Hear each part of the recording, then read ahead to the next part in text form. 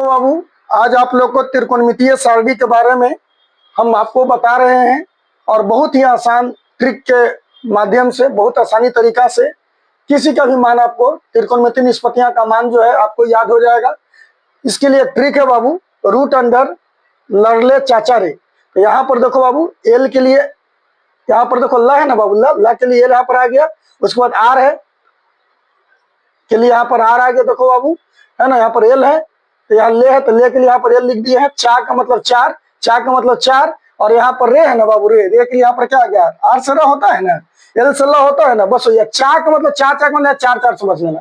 उसके बाद देखो बाबू, ये साइन के लिए हो गया, ये कॉस के लिए हो गया, टेन के लिए हो गया, है ना। और नीचे से जाएंगे बाबू ऊपर की ओर, तो कॉसेक के लिए, सेक के लिए और कॉट के लिए हो गया। अब जैसे देखो बाबू, कॉस 60 का मान आपको निकालना है, तो कॉस 60 कॉस यहाँ है ना बाबू, तो फॉर्मूला लगा देंगे, आर बटा क्या लगाएंगे बाबू, 4 रूट अंडर आर बटा क्या हो गया, 4 यानी 4 हो गया।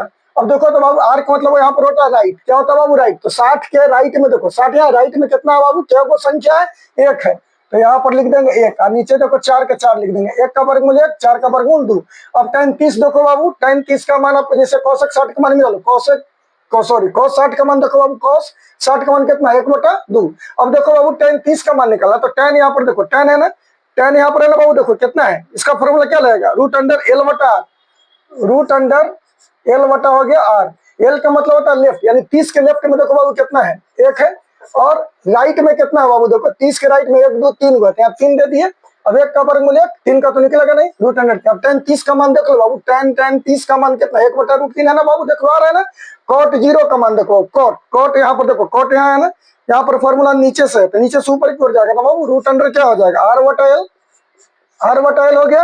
अब यहाँ से देख लो बाबू, आर का मतलब राइट, 0 के राइट में देखो बाबू 1 2 3 4 है ना बाबू, और 0 के लेफ्ट में देखो 1 को है नहीं है, तो 0।